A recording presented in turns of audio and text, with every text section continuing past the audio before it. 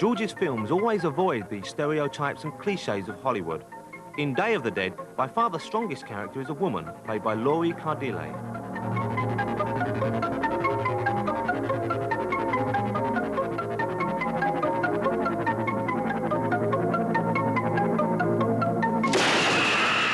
He could have made me this sexy little twit, bouncing around with a gun and, you know, much more the sexual element.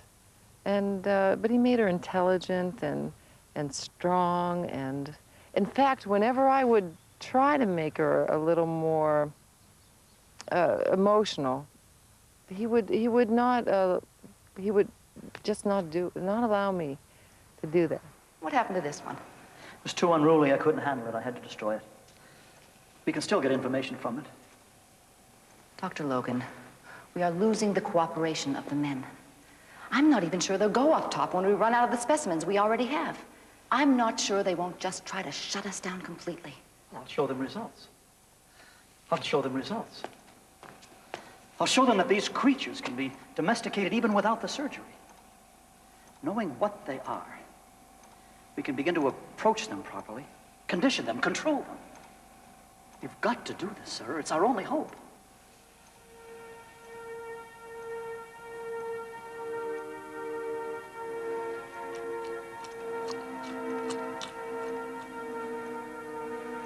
Yes, this is Major Cooper. Jesus God, Logan. Do you know what they'll do to you if they find out about this? Do you know what they'll do to all of us? They'll never find out. He can't be recognized. With a couple of exceptions, the zombies are more likable than most of the humans, most of the living humans in Day of the Dead, yeah. There's not too many people in Day of the Dead that you can that you'd want to bring home. But well, I've always had a soft spot in my heart for the zombies. I mean, they really don't do anything intentionally wrong. In fact, the friendliest character in Day of the Dead is a zombie, the almost lovable Bub.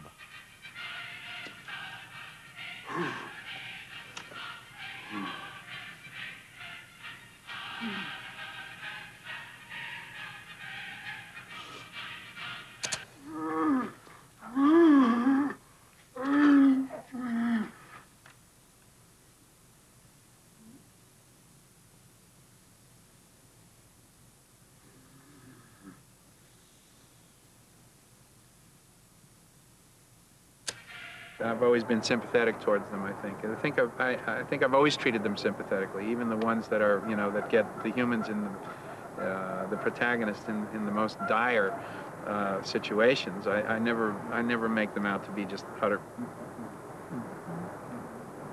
monsters. It's not only the last of the zombie films, but also the goriest, with Savini and Romero really pulling out all the stops.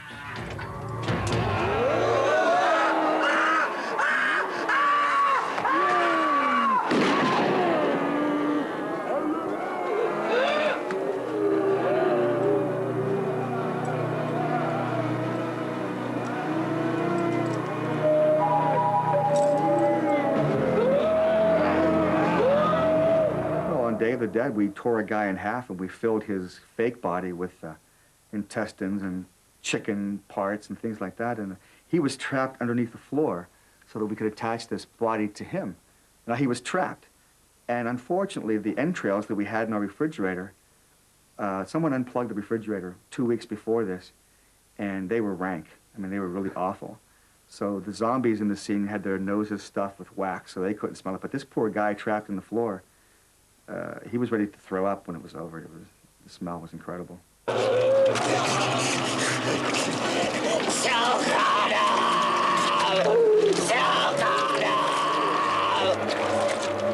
will this be the last George Romero zombie picture, or can zombie fans look forward to more after this one? I don't know. As I say, I have an idea now, which I'd really love to do. If I can work out the sort of legal way to do it, I'll probably do it. I'd love to do it. I'd love to, you know, I'd love to do another zombie picture. So you're not sick of zombies yet? No, I'm not. I'll never get sick of the zombies. I just get sick of producers.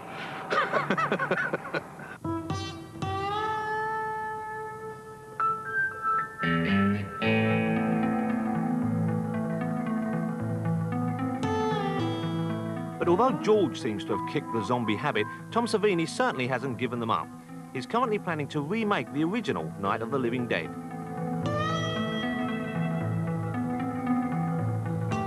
The original film is over in about 50 minutes, and then it continues on.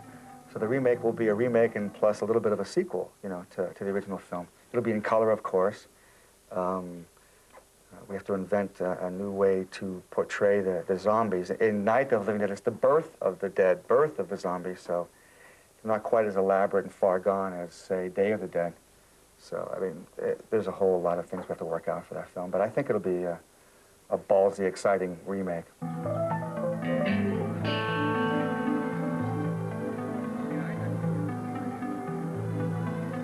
As for George, he's just finished a thriller called Monkey Shines and is currently working on an adaptation of a story by Edgar Allan Poe. But despite his reputation, I asked him if he found it frustrating to be known only as a director of horror films. I wish that people wouldn't use pigeonholes, but they do. And so it's sometimes disturbing to me when there's something, particularly when there's something that I really like, or a script that I really like, or a novel that I really like, and try to go after. And when someone says, well, gee, that's not your kind of thing, is it? You know, I don't know. When you want to do something like make movies, you just want to make movies. You know, you don't grow up saying, gee, I want to make war movies, or I want to make jungle movies, or, you know, I just want to make movies. And I'm sure that there is, and I'm sure that certain filmmakers, and probably myself included, have a certain kind of an affinity or more talent for one thing than another. But it's disturbing that you don't, because it's such an expensive medium, you just don't get a chance to try your hand at things. And so that's bothersome. On the other hand, it's given me a great career and a comfortable life and everything else, and so I can't really complain about it in that sense. And I do love it. I love the genre, so I don't, you know, it's cool.